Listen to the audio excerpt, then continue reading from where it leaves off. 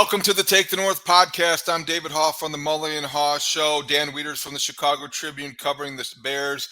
And it was a big night Thursday night. Dan, you were probably like the rest of us thinking that all was done in terms of Bears news for the evening. And then around 9:30 Central Time, the news spread. Jay Glazer, credit to Jay for breaking the story. The Bears traded a fourth-round draft pick to the Los Angeles Chargers. Keenan Allen, six-time Pro Bowler, 31-year-old wide receiver, proven veteran guy coming to the Bears, changing the complexion of their passing game and putting an exclamation point on this offseason so far. And they might not be done yet because the draft is still weeks away. What did you think? What's your reaction? How about all this? They're not done yet because they also signed Dante Pettis to a one-year deal. So that receiver room is going back in the right direction again in that regard. This isn't my first rodeo, David, so I'm going to correct you on the assumption that I thought the activity was done for the night. In the opening week of free agency, you never relax. And so just to take you a little bit behind the curtain of the Wiederer estate on Thursday evening, I was reading A Truck Full of Ducks to my 5-year-old daughter and did not have my phone with me and was just kind of trying to check that box, and then came out and the screen of my cell phone was filled with messages. And so in you spring to action, Brad Biggs had gotten our story up and we were left to digest the trade for a veteran 6-time Pro Bowler in his 30s, who's obviously a proven producer, who comes to town to help whoever is playing the quarterback position have a very friendly target. And oh, by the way, DJ Moore now has another guy opposite him to take away attention, help him get more open, and help him produce the way he was producing last year and even more. So that is the thing. You now have two number one wide receivers, 1 and 1A, and depending on the matchup and depending on the game, one guy could be more effective than the other, but they're both, I don't want to say equals, because, Keenan Allen is a more accomplished receiver. DJ Moore probably more dangerous at this point of his career. So what a great problem to have. What a great debate. It's been a while in Chicago since we've been able to debate which wide receiver is more respected, accomplished, and should be referred to as the number one guy. This is as close to the Bears having a 1-2 tandem like this since Alshon Jeffrey and no doubt Brandon Marshall. That's got to be the last time they had this kind of firepower at the position. I think overall, organizationally, that's where they stand in terms of Bears history. And in terms of modern day comparisons, Dan, I think that you could look at the combination of Keenan Allen and DJ Moore and without exaggeration, refer to it as a top 5 wide receiver duo in the league. Look, I remember vividly when Keenan Allen was coming into the league in 2013. I was still on the Vikings beat back in those days, and they were seeking a receiver. And I remember talking to people in the pre-draft process that talked about how this guy was never going to blow you away with top-end speed or sort of that highlight reel explosion. But what he was going to do was get open. He was going to create separation, and he was going to use savvy and route running crispness to carve out a pretty long career in the league. Well, what has he done? He's done that, and he has just had these 100-catch seasons consistently. He's had these 1,000-yard seasons consistently. Last year, he has 108 grabs, 1,200 yards, and 7 touchdowns, and doesn't play the last 4 weeks of the season because of a heel injury. And so you're talking about a guy coming off a career year that he wasn't even able to finish strong with. And so you feel really strongly about plopping that into your offense. Now, the cost of the trade, it's a 4th-round pick. It's the Bears' 4th-round pick. They still own the Eagles' 4th-round pick from the deal a year ago where they moved back in the first round of the draft. And so they had to give up 110 and they'll keep 122. But that's a small price to pay if you are trying to build what Ryan Poles has called the infrastructure for your quarterback, to give him stability. You mentioned the duo of Keenan Allen and DJ Moore. Well, let's throw DeAndre Swift and Cole Kmet and even Gerald Everett into that mix and say, wow, Shane Waldron's now got himself quite a bucket of toys to play around with. And on the surface, it looks like a trade that should push this Bears offense in a really, really healthy direction. No doubt about it. When you look at the stature of Keenan Allen and you realize, okay, career receptions, 904, 10,530 yards, 59 touchdowns. He's been in the league so long, he used to be a San Diego Charger. So I don't know if his teammate was Dan Fouts or not, but this is somebody who is well established and is going to make a huge impact on this offense. And you're exactly right. What it does to me is that it also accelerates, if you need this kind of proclamation or declaration, accelerates a timetable. I think next year becomes a season that you can realistically think the Bears are chasing a playoff spot. If you want to put it there, and then you start to, all right, you want to open your window and talk Super Bowl. We could get into that later. But 2024 now legitimately becomes a season that you feel like you can contend for a division title and a postseason berth, because your offense, as you point out, you've got weapons, you've got offensive line depth. Your defense isn't the issue, and Matt Eberflus is in year 3. So all those things, you plop in a rookie quarterback, presumably it's Caleb Williams, and then you start to see things falling into place. Ideally, the way the Bears want them to. Everything is about your ideas, and everyone at this time of year is idealistic, but the Bears have reason to believe they're closer to that today than they were 24 hours ago. There's no question about it. And, my first blush reaction on Thursday night was, look, like you can be very serious about contending in 2023 now. And that opens up a door to a conversation that needs to have a little more nuance and context for those that are saying it's win now or else. And, my response would be, or else what? What are the ultimatums that you're going to put out there for this team? But you do certainly have the pieces to be able to compete, to be able to contend, to be serious about doing those things. We all know the factors that go into that, whether it be quarterback play or coaching or health or whatever it is that impacts seasons and ways that seasons are impacted. So we got to keep an eye out on that. But Ryan Poles should be setting the bar higher. He still has 2 top 10 picks next month to add starters. He could get a potential starter in round 3 at number 75. And all of a sudden you've got this front end of the roster starting to look like you wanted it to look when you took the job 2 years ago. The cost of Keenan Allen's contract is going to be a $23.1 million salary cap hit for 2024. This is the last year of his deal, and it's my understanding that the Bears aren't going into this with the idea of extending Keenan Allen like they did when they traded for Montez Sweat last fall. It's just going to be, okay, let's see this play out in this season, and then maybe if we feel really good about this at the end of 2024 or right after the season finishes, we talk about keeping you around. But right now it looks like it's a 1-year plop in and plant and plug and play opportunity for Keenan Allen. And then you just kind of have to ask yourself, does this change the way they approach the draft, which we've talked about for weeks now, with the idea of the possibility of drafting a guy at 9 if Neighbors or Odunze were to fall that far? That's an interesting detail. I think as things broke last night, and we talked about them Friday morning on the Mully and Haugh show, before people had gotten up and gotten going, there was speculation that maybe Ryan Poles would look to extend Keenan Allen before the season, just to kind of give you a mini core, if you will, and have him be part of that. I understand the hesitation with a 32-year-old wide receiver who will be, turning 32 later this offseason. But there also are examples. There's precedent, I guess. There's Julio Jones. You can look at other accomplished wide receivers around the league who signed contracts past 30 that were, shorter in term, but also gave you security for the team, gave the team security moving forward. What that says to me, Dan, just at first blush, is that the Bears still are keeping open the possibility of drafting a wide receiver at 9, because you don't want to be too overcommitted in any one area.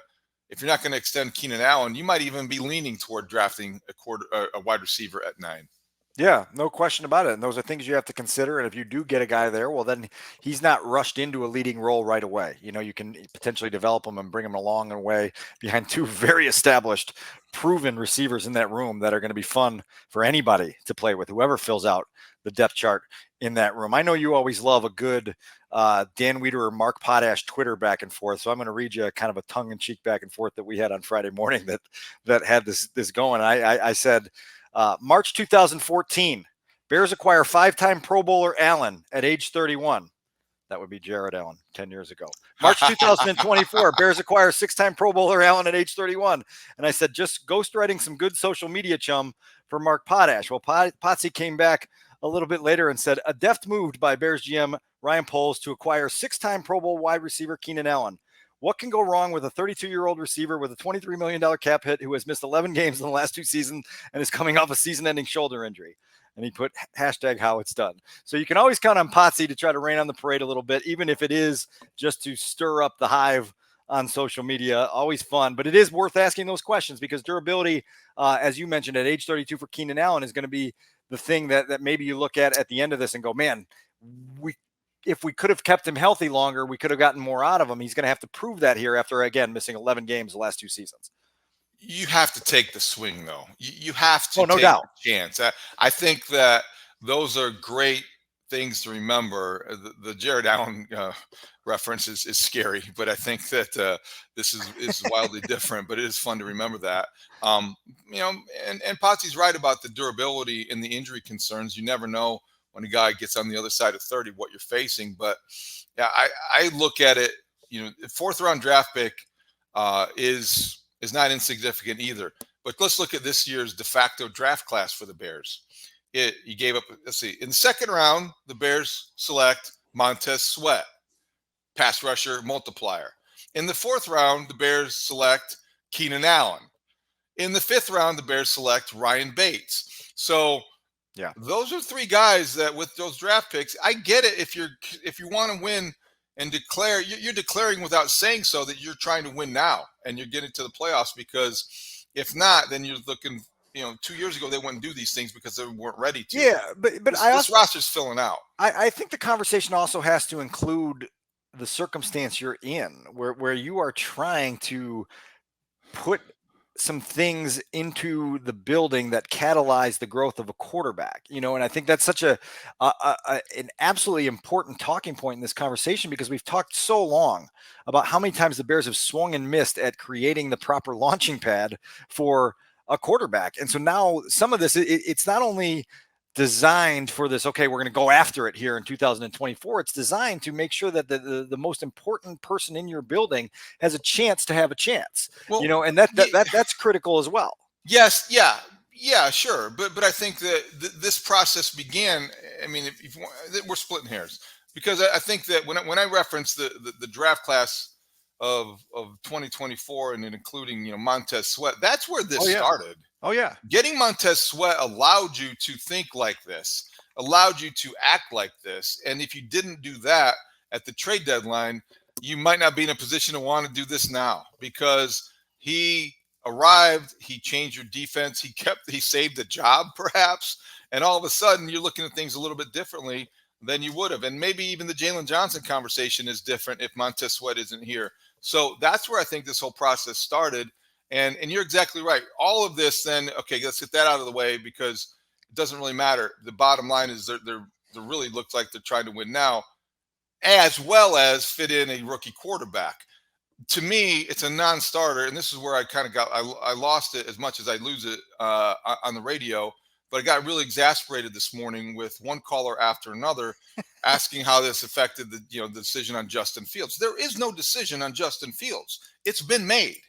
And I'd be shocked.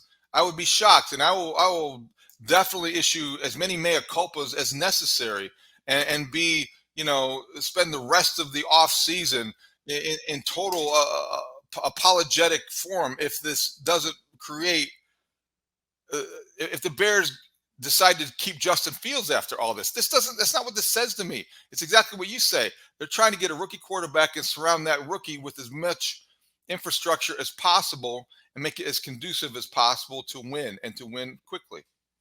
Studs will timestamp that and keep it saved in the possible mea culpa drawer that we keep at the Take the North podcast headquarters. I was once in a position where I said that if the Bears traded for Khalil Mack, I would go to a rival radio station in town and do a show shirtless in the middle of December. And I had to pay up on that bet at some point. So I am not going to make any vows to promise anything that I don't want to actually do. But I think you're dead on in saying that the Justin Fields evaluation was completed a long time ago. It's become exhausting that a lot of people within a certain segment of Bears fandom right now are trying to see something that's not there, that they see this as a viable option for him to be the one and the only quarterback in your building when you start OTAs here, that there will be no rookie competition, that he will be the undisputed starter. And that's just the furthest thing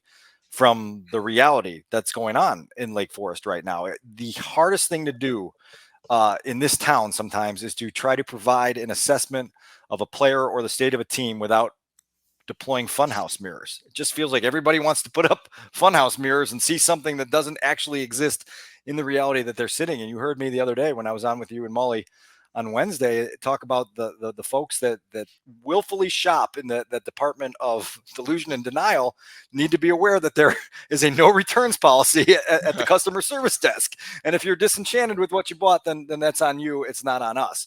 But so look, like on we go, and that conversation, I think, about the quarterback has become so heated and so dynamic, and so whatever other adjective you want to add to it, dynamic is certainly not the right one, that it's blurred the vision of what is happening here. It and really what is happening has. here is that the Bears are building a competitive roster that gives the fall of 2024 a chance to be incredibly exhilarating, and incredibly totally right. hope-filled. You're totally right. And that's good context. That's what we're here hopefully to deliver, because in the context of what's truly happening in NFL reality, the Bears are taking a quantum leap toward respectability this offseason. I think it's happening. And I think that, we're going to be as complimentary as we can be critical. And I think that, at least from my standpoint, I think you tend to agree. You look at the way that Ryan Poles is supplementing, or he's strengthening the roster, using free agency to me to be very strategic. We'll get into some of the details later. But again, signing guys that fill specific holes, and they may not be big ticket guys. Not every move is a Keenan Allen wake up in the middle of the night and be shocked by what you see on Twitter move, but they are very intelligent, smart moves. You can only plan for so much. You're not going to be able to anticipate everything. You're not always going to be right. But Ryan Poles has put the Bears in a position to really be a team that is respectable again. I said on the radio on Friday morning, what happened overnight was the Bears climbed out of the NFC North basement. I think that they took a step in that direction. Now, how far, how big? Well, that determines on a lot of things. But Keenan Allen joining DJ Moore, joining DeAndre Swift, joining Caleb Williams with Shane Waldron, that's an offense that's catching up to a defense that is already a top 10 unit. That's a collection of – that's a roster that is potentially a playoff roster. That is the way you play complementary football, and that is Ryan Poles doing his job. But that's assuming that this Caleb Williams guy is going to go into his playbook and he's actually going to work out and practice his position instead of going to PGA golf tournaments. I mean, I don't know where you're coming from here, Mr. Haugh, but you got to prove some things before you're just crowned a savior. Yeah, I know. I know that element exists, and we love those people. They keep us on the air and certainly reading stories, and certainly they are the lifeblood of what we do. But come on.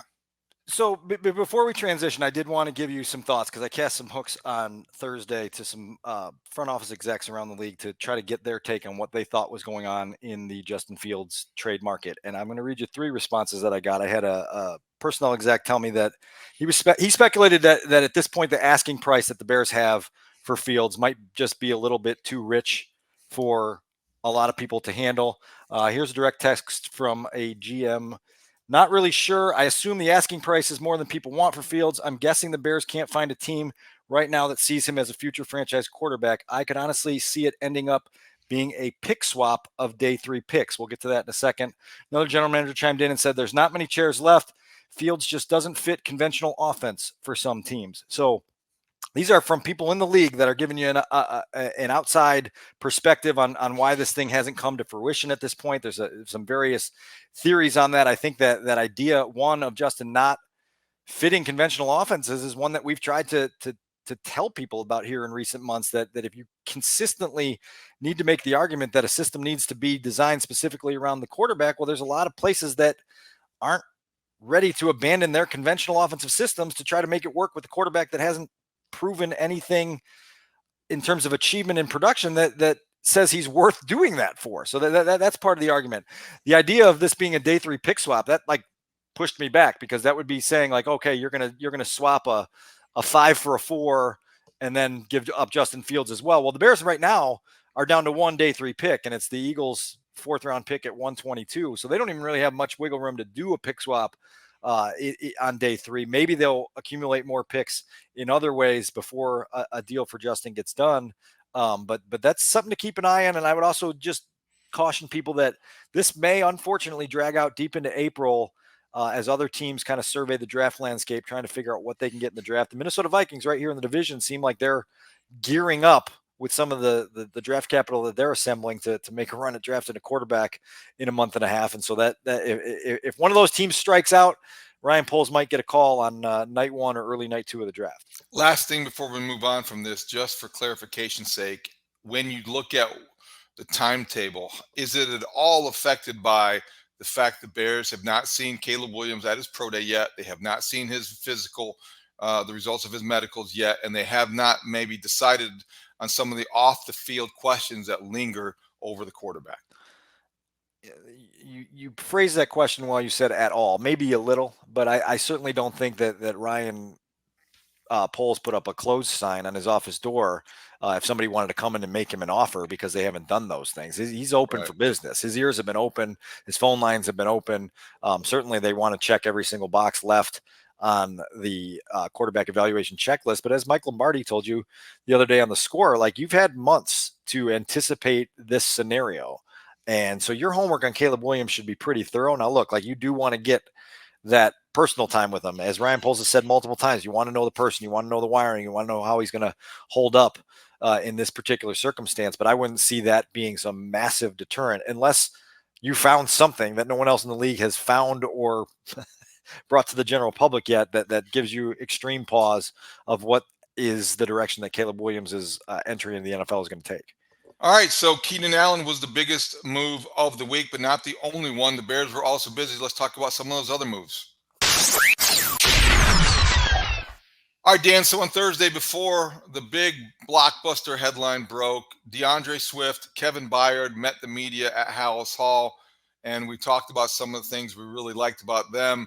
DeAndre Swift, I thought, was interesting because he also has a connection with Justin Fields, and were very good friends going back to Georgia. So good. But has he heard from Justin yet? No, he probably not yet. No, he hadn't. Not as of Thursday afternoon. So, no. You had Byard, who made a strong impression, DeAndre Swift, who made a strong impression, and then Coleman Shelton, the Rams center, started all 17 games for the LA Rams last year, joined the Bears on Thursday. I don't think we talked about that on the last pod, and this is somebody that addresses a need more specifically than maybe Ryan Bates does.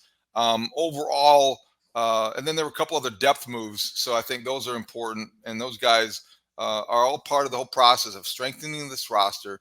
Maybe it's the middle or the bottom third, but they're all very significant signings. Yeah, well, Coleman Shelton obviously comes in presumably to compete with Ryan Bates for the starting center job, and you're going to have to figure out how that's going to play out, and you're going to have to hear from the offensive coaching staff. He has scheme fit. You mentioned the experience in Sean McVay's offense in LA, which should make it easier to transition here with Shane Waldron, who he has familiarity with. He has talked about his comfort at his introduction at Haugh on Friday. He talked about his strength in getting to the second level and being a guy that can be an asset for you in blocking in the running game and being a weapon.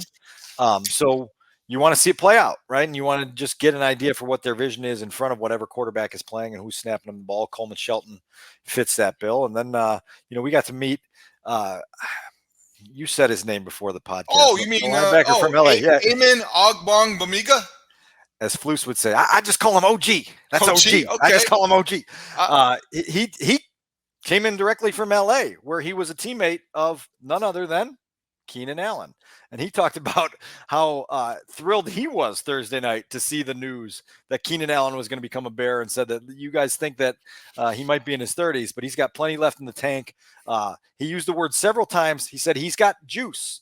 Everybody at Haugh knows I'm the juice guy. So you're the juice guy. If Keenan Allen's got juice, Keenan Allen is going to be a favorite very quickly for me. And so OG adds himself to the testimonial list for Keenan Allen.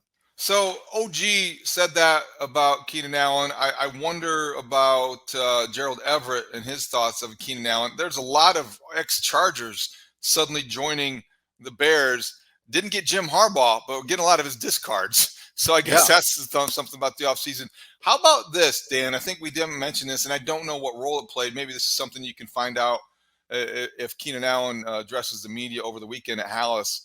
Did Chris Beatty's presence in Chicago, the wide receivers coach who coached Keenan Allen for the previous 3 seasons, play any role at all in making that deal or helping facilitate? Because you know how it works in the NFL. Guys may make it known they want to be traded, and if they're going to be dealt, where they might be willing to go. And some teams do like to do right by players who have been good to that organization. I just wonder if that was a factor at all. Well, for the Bears, I think the biggest way it factors in is it gives you in-house knowledge. And so when you see that the Chargers are in this situation where clearly as they approach the new league year, everyone in the league was anticipating some major moves happening out there because of where they were up against the salary cap. They ended up restructuring the deals of Khalil Mack and Joey Bosa to keep them around. And then they approached Keenan Allen to potentially take a pay cut. And he said, no, thank you. Look for someone else next year. And so certainly when that conversation begins, Ryan Poles can go down the hall and knock on the door of Chris Beatty and say, look, like, I've watched the film, but you were there. You were up close every day. Does this make sense? Is there still gas left in that tank? What is this going to be? I mean, Ryan Poles obviously goes back far enough in the AFC West to have been up close and personal to see the things that Keenan Allen's done forever. But having that recent knowledge from a guy like Chris Beatty, it certainly helps you feel more confident in sending away a 4th-round pick and bringing that guy in and saying, yeah, this is the right thing to do at the right time. If Keenan Allen has the juice and he's that kind of personality, and I can't speak to what he is because I'm not that familiar with it, how do you think that's going to mesh with DJ Moore, who isn't necessarily that kind of a guy? He's a very no-nonsense, low-maintenance, true professional. And certainly these are 2 guys that are 1 and 1A. Sometimes when you have those 1 and 1As, it's an issue who gets the ball. And if one guy's not getting the ball, how does the other guy feel? I don't want to create something that isn't there. And certainly this is just anticipating, but you have to have your eyes wide open when you're talking about wide receivers in the NFL. What do you anticipate with that dynamic?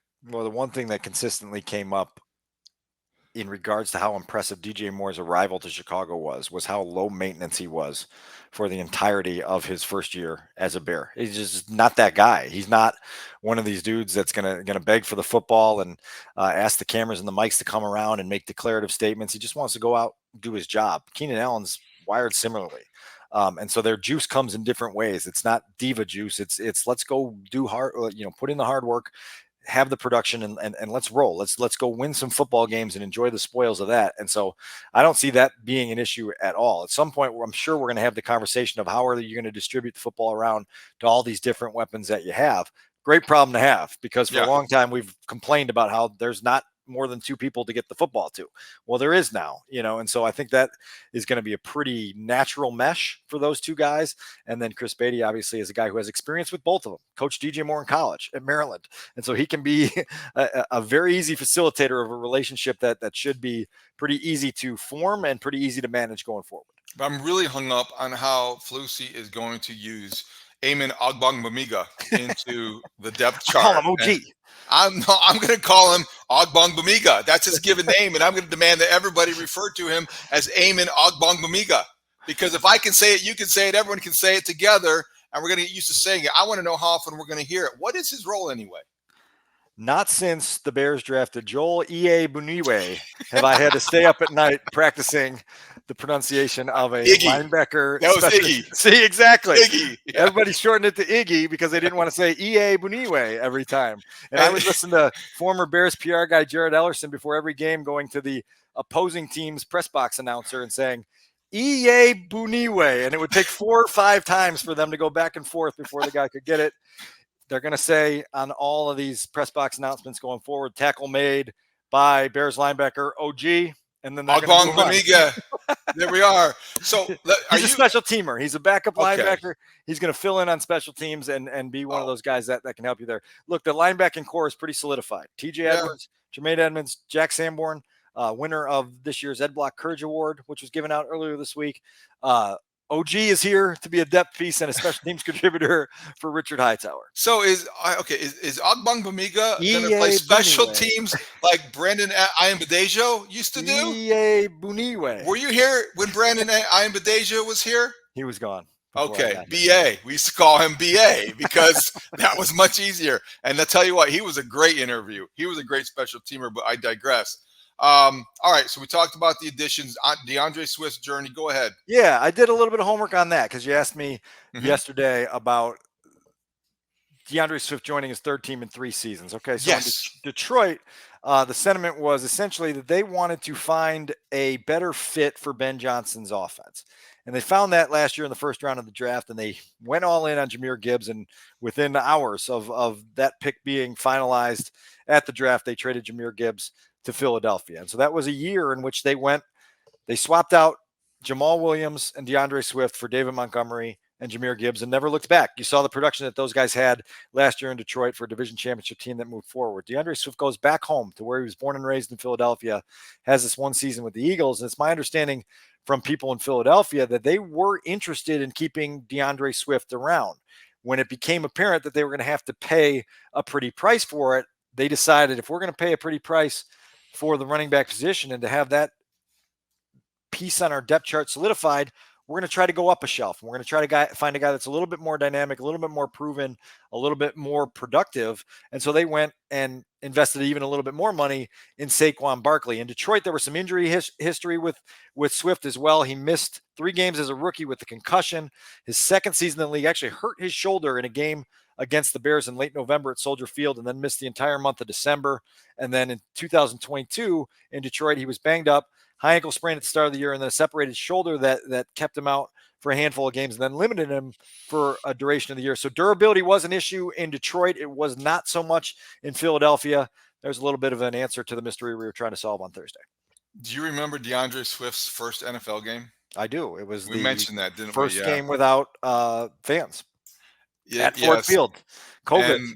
And he's already contributed in some ways to a Bears victory. Yeah, dropped that pass in the end zone. The reason I remember that so vividly is because that game without fans ended basically on that play with a pass into the end zone that would have won the game, and it was dropped.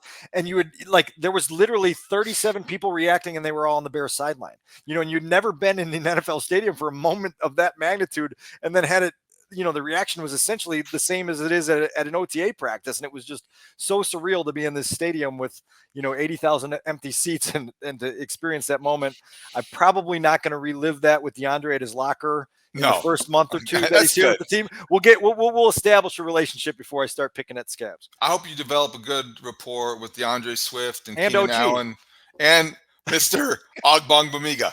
I hope that you definitely get a rapport, because you know what would be good? You can do your job how you want, but I'm just giving a little experience tip here. Okay. Pro tip.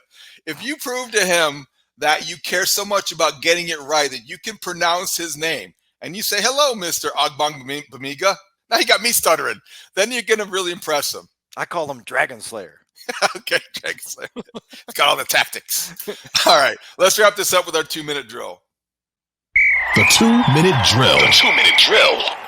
A couple guys that got a little overlooked this week, Dan, I guess in some ways would be Gerald Everett, the the second tight end on the Bears, and then Mr. Simone Biles. I'm sure he's tired of hearing himself referred to that way, but Jonathan Owens, special teamers. He started 30 games over the last 2 seasons with a couple teams. He's a good asset despite all the attention paid to him for who he's married to. No, I love the signing because we know that Jaquan Brisker, as highly as we speak of him, has been banged up for his first 2 seasons here. And there's a very high likelihood he'll be banged up again and have to miss some time within a game, possibly within a month, where you miss a couple games. And so to have a guy with veteran experience who can step in right away, have that starting experience, should be very helpful in that role. And so I'm very appreciative of that signing. Do you think the Bears secondary, as I'm starting to think, is the strength of this team? Oh, for sure. Right now. Okay. I mean, I think that starting 5 is just so solid, and to see kind of the steps made in year 2 by Kyler Gordon, to see Tyreek Stevenson battle through a rookie year and end on a high note, to see Jalen Johnson have the year of his life and then tell us earlier in the week that he ain't stopping there. And that was probably one of the underrated things of the week was Jalen Johnson expressing that continued hunger to go further. You rest easy knowing that he's not going to get fat and happy with a new contract and not be motivated to prove people, because he talks about the voices he hears in his head, even if he has to manufacture them to motivate himself. I only ask you that as kind of a loaded question so we can get back to it at some point possibly, because when we talk about strengths of the team, it's kind of an ambiguous question. We all love lists, but I think that we sometimes look at it, the strength of each position group and which one is maybe ranked highest in their respective position groups around the league. So I want to get back to this maybe after the draft because the Bears wide receiving core could be up there. If they draft Rome Odunze at 9, for instance, and they have Keenan Allen and DJ Moore, all of a sudden we're talking about the Chicago Bears receiving core as one of the best in football. Take that, Muhsin Muhammad. And look at Dante Pettis coming back in the building on Friday. So you're filling out that depth. Dante Pettis, a guy with great familiarity catching footballs from Justin Fields. So just read between the lines with that however you want. But if they are able to get one of those first round receivers in the top 10 and you've got that trio, I mean, the Bears are going to be a team that people are eager to watch. I will promise you that, because there will be some eyes on that set of pass catchers. Okay, so what is the highlight of the rules changes that we can anticipate around? Yeah, this is not major, but a week and a half from now, when we gather in Orlando for the league meetings, there's going to be some rules proposals and some bylaws that are discussed. The most notable ones that are here this year, it's a year without not many that jump off the page. Recent years we've had the overtime change and the rules being swapped there. There is a rule here that the Colts have proposed to allow coaches or a replay official to challenge any foul called in the final 2 minutes of a game, which I kind of like. There's that sense of, okay, game's on the line. We don't want an errant flag or a flag that hasn't been thrown to, I guess in this case, it would have to be thrown, and then you'd be able to challenge it to change the game. That one was interesting.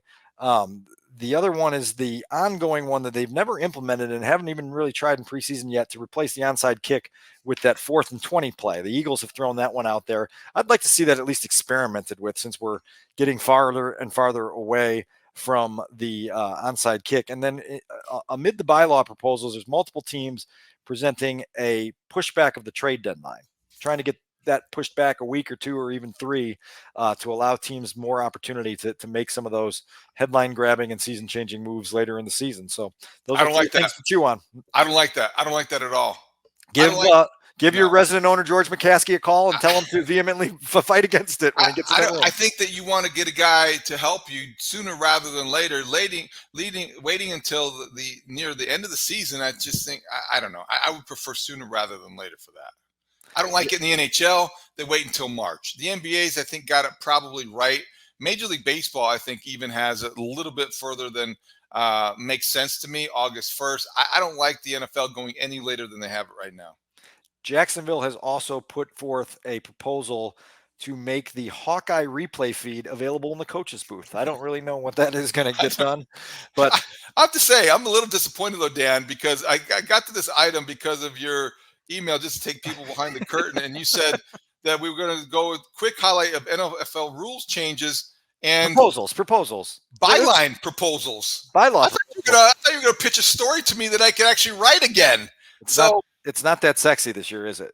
You said byline proposals, not bylaw proposals. My fault. So byline proposals are, I don't have to byline that many stories anymore because I'm tired.